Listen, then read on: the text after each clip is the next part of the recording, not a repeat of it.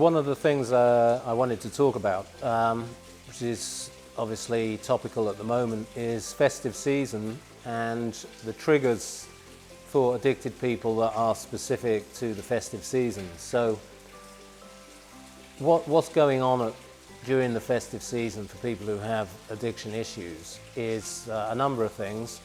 I'd divide them into sort of three groups. The first one would be just general stress. It's quite a stressful time, and we'll go into that more.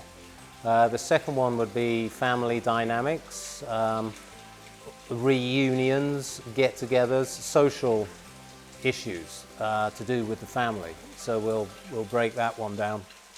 And the other one would be real explicit triggers like parties and celebrations and things like that. So if we go through those one after the other, and then I'll present some solutions or strategies for dealing with them. So at Christmas, it's a very stressful time. Everybody knows that. It might be different kind of stress depending on how old you are or what your situation is, but a lot of, say for example, parents who have addiction issues, at Christmas time they've got a lot of work to do, mums and dads, buying presents, looking after kids, maybe looking after parents as well. Very stressful. Or it could be you're a young person, a young adult, and you've got, say, work to do from university or things hanging over your head.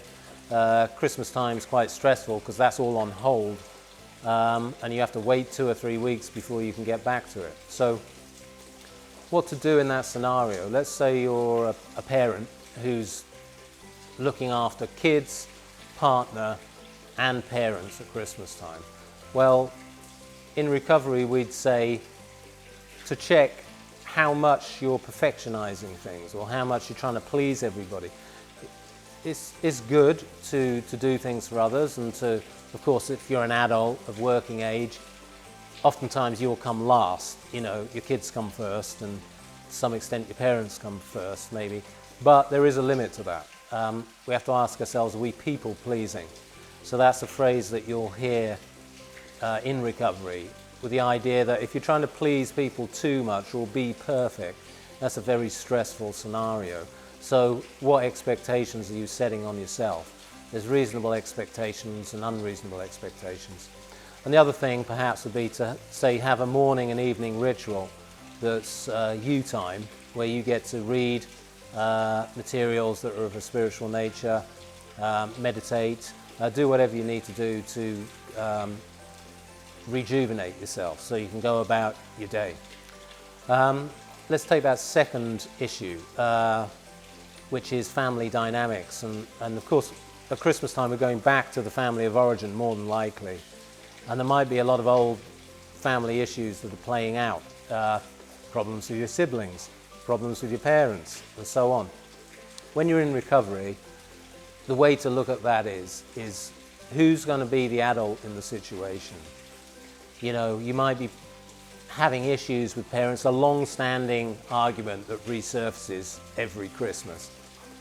In recovery, we can't really afford that. We need to maintain our composure because the consequences are that we'll drink or use drugs, right?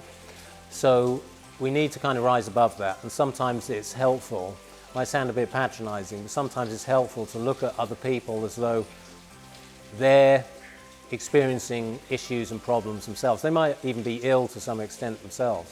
And if we can take that attitude, I'm going to have to be the one that steps up here and be more mature and adult about this situation and avoid an argument. That's certainly something that you should do when you're in recovery. The third issue is, well, the parties and celebrations and things like that that go on at Christmas. You need to have a plan B if you're going out to a celebration. Is there a way that you can get out of that party or that pub if you have to be there? Could you get out early? Could you escape, as it were, and go home if it gets too much? So do you have a plan B?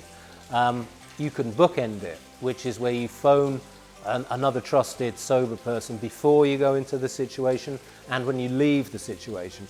So there's some kind of accountability that you have to somebody else. So you're not just going into the situation willy-nilly, as it were. You are accountable to somebody else to say, yes, I'm still sober, I didn't take a drink, and I got home safely. So those are some strategies of how to deal with the drinking, which seems so universal at Christmas, and the family dynamics that can really be quite disturbing at times, and the stress that we take on ourselves.